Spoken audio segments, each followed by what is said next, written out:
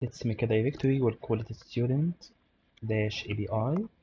Let's go inside the directory and let's generate our first Node.js application, and let's open it into code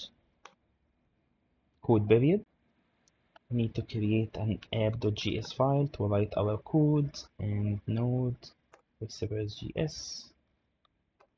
Here is the list of students, and app.to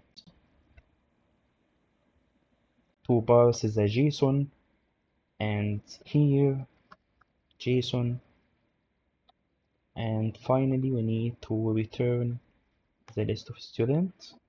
Our application will run on port 3000, and we need the API path to be students.